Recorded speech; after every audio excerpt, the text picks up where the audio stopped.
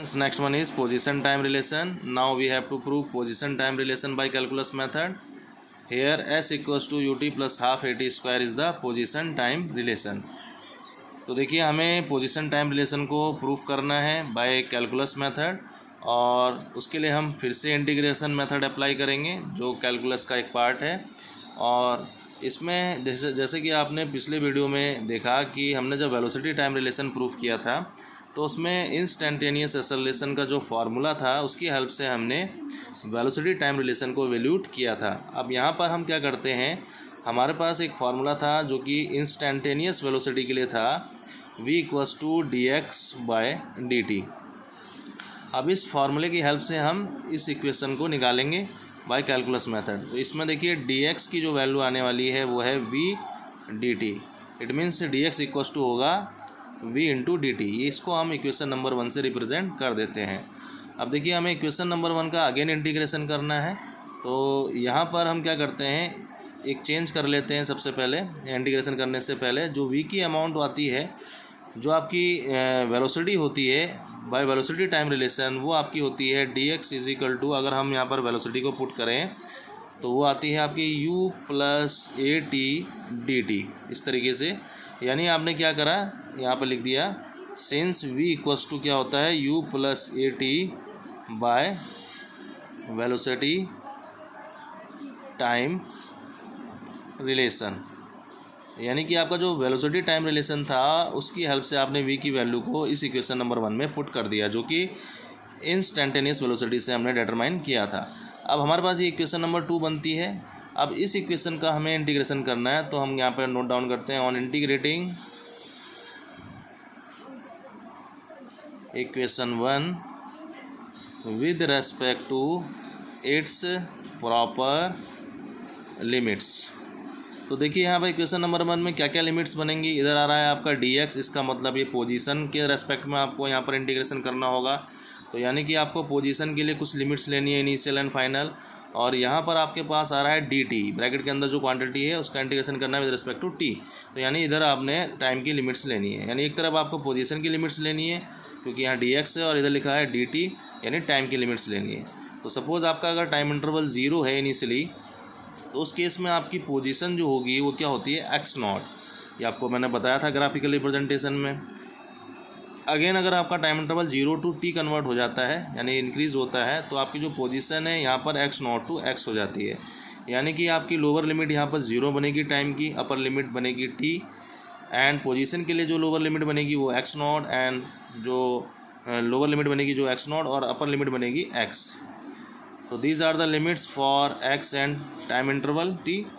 अब इसको हम क्या करते हैं, पुट करेंगे जब हम इंटीग्रेशन करेंगे क्वेश्चन नंबर 2 का। तो क्वेश्चन नंबर 2 का इंटीग्रेशन करते हैं, नोट डाउन करते हैं डी एक्स, यहाँ इंटीग्रेशन साइन लगाया यानी कि integration with respect to D x.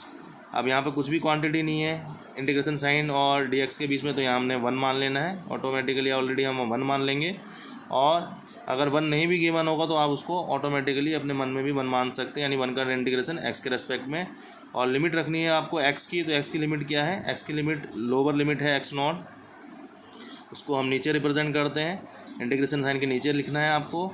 और अपर लिमिट है एक्स, तो इंटीग्रेशन साइन के ऊपर लिखना है, यानी कि integration of 1 with respect to S with proper limit X naught to X. यहाँ पर राइट हैंड साइड में हमारे पास है u प्लस ए टी, इसका integration with respect to T करना है। तो इसको हम ब्रेक कर लेते हैं। सबसे पहले हम लगाते हैं इंटीग्रेशन साइन, क्योंकि इंटीग्रेशन साइन हमें लगाना होता है of u, integration of u with respect to T, यानी डी टी हम यहाँ लिखेंगे, और लिमिट रखेंगे 0 टू टी, क्योंकि टाइम के रेस्पेक्ट में करना है। तो टाइम की लिमिट लोअर क्या है 0 है, और अपर लिमिट क्या है टी है, प्लस दूसरा टर्म है ए टी। तो ए टी के आगे आपको इंटीग्रेशन का साइन, ए टी का integration with respect to T करना है, यानी कि डी टी लगा दिया, लोअर लिमिट 0 टू टी, यानी lower limit 0 upper limit T. अब इस तरीके से हमने इस इक्वेशन को रिप्रेजेंट किया in the terms of integration science. अब यहाँ पे देखिए 1 का इंटीग्रेशन एक्स के रेस्पेक्ट में, तो आपको पता है एक्स हो जाता है, यानी वही वेरिएबल वापस आ जाता है जिसके रेस्पेक्ट में हम करते हैं। और जब इंटीग्रेशन हो जाता है तो इंटीग्रेटेड जो क्वांटिटी है उसको हम मोड लगा के लिखते हैं, और जो लिमिट्स हैं उनको एज इट इज़ प्लेस कर देते हैं एक्स नॉट टू एक्स। यहाँ पर देखिए u जो है ये इनिशियल वेलोसिटी है, initial velocity of the body. या ऑब्जेक्ट बोल सकते हैं।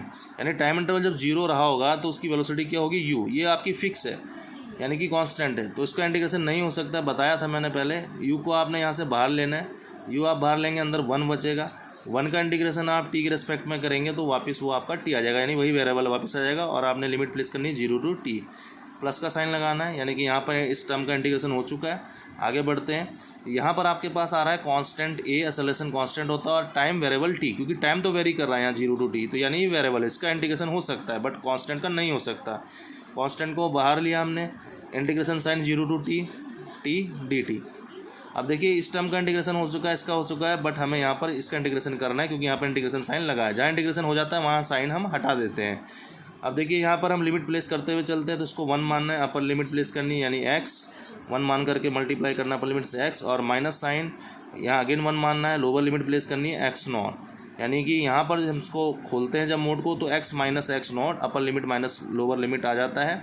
उसके बाद यहाँ पर देखिए u है, u को सिमिलर वे में रखा, इसको 1 मानना है, अपर लिमिट रखनी है यानी कि t, और माइनस का साइन लगाएंगे, इसको अगेन 1 मानना है और लोअर लिमिट से मल्टीप्लाई करना है यानी 0, 1 मल्टीप्लाई बाई 0 यानी 0, प्लस यहाँ पर एज इट इज़ रहेगा। अब टी का इंटीग्रेशन टी के रेस्पेक्ट में, तो यहाँ पर एक फार्मूला लगने वाला है, वो है एक्स का इंटीग्रेशन जब हम एक्स के रेस्पेक्ट में करते हैं तो फार्मूला होता है एक्स की पावर n+1 अपॉन n+1। ये आप मैथमेटिक्स में देख लीजिएगा, ये फार्मूला आपका एज इट इज़ होगा, यानी एक्स का इंटीग्रेशन एक्स के रेस्पेक्ट में होता है एक्स की पावर n+1 अपॉन n+1। अब यहाँ पर देखिए टी का इंटीग्रेशन टी के रेस्पेक्ट में, यानी टी की पावर यहाँ क्या है 1 है, तो इंटीग्रेशन जब हम करेंगे तो क्या आ जाएगा आपका इस तरीके से टी की पावर 1+1 अपॉन 1+1, क्योंकि यहाँ पर टी की पावर 1 है, तो वही हमने एक्स की पावर n+1 अपॉन n+1 वाला फार्मूला लगाया। अब यहाँ की पावर एक्स की पावर 1 है, तो हम क्या है 1+1 अपॉन 1+1 यानी x²/2 ही आएगा। ऐसे यहाँ पर टी की पावर 1+1 अपॉन 1+1 और मोड लगा करके हमें लिमिट रखनी है 0 to t। यहाँ LHS में था x minus x0 u multiply by T u t plus plus a, ये आपका आ जाएगा t की पावर 2 अपॉन 2, और यहाँ इसको इस तरीके से लिख सकते हैं t²/2 0 to t। अगेन एक स्टेप और आगे चलते हैं, x माइनस x0 की वैल्यू क्या आती है, इसको बोलते हैं डिस्प्लेसमेंट s ut प्लस, अब यहाँ पे देखेंगे आप, यहाँ से देखिए 1/2 जो है ये अपॉन में 2 आ रहा है, इसको हम बाहर ले लेंगे क्योंकि इसमें हम लिमिट प्लेस नहीं कर सकते, ये कांस्टेंट वैल्यू है, ये 2 बाहर आ जाएगा यानी कि a/2 हो जाएगा ये, और अंदर बचेगा t²।